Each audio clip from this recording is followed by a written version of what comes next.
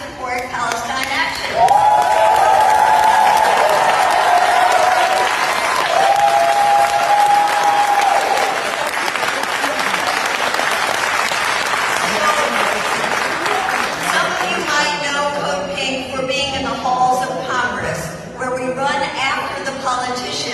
Try to expose them for their hypocrisy. While they say we live in a democracy, they are paid for by the pro-Israel lobby. And while we have now the majority of people in the United States, especially the young people, who say no more money to Israel, they continue to spend billions of our tax dollars. So we shame them.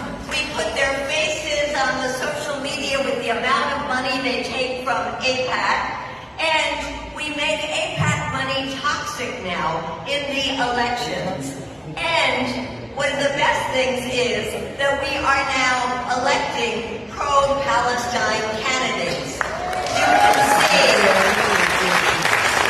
from the Mandami in New York City, who is now the mayor of the largest city after Tel Aviv of Jews, is a pro-Palestine mayor.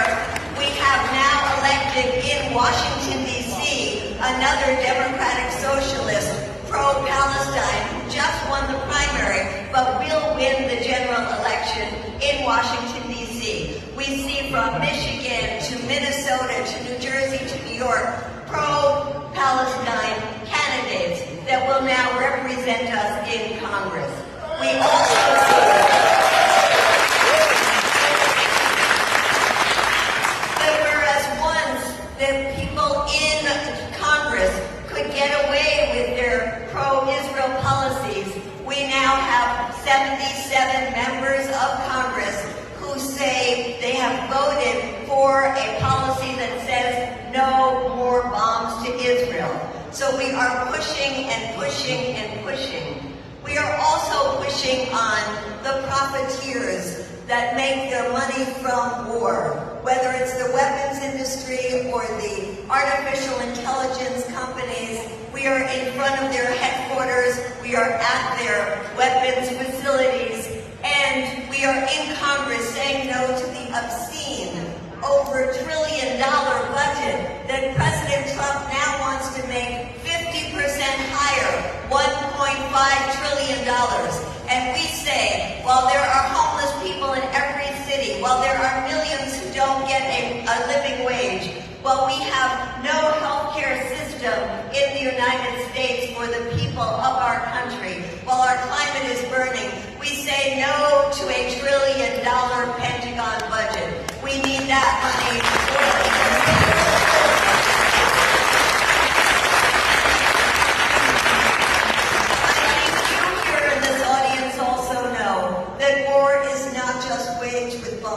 it's waged economically, and that is what we are doing in Cuba, where we have the most deprived, demonic, psychotic policy of depriving the people of Cuba of oil, of food, of medicines, while the people in the White House are cheering while the hospitals are collapsing, while babies are dying in incubators, while the infant mortality rate is doubling.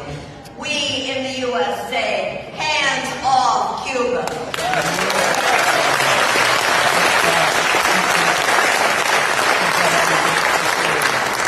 And then we have the unprovoked, reckless war that Donald Trump waged in Iran on behalf of Israel.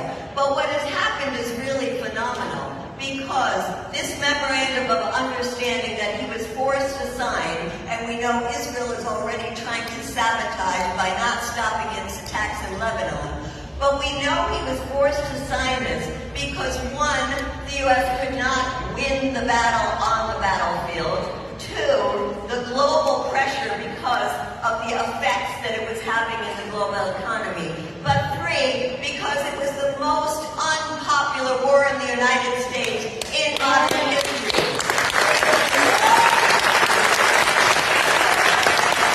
The American people, left, right, Republican, Democrat, Independents, said no to this war. And that means that while we are having a hard time getting inspired by your movement. We have, in opinion poll after opinion poll, we show that the majority of Americans are not just against the Iran war, they are against war, period.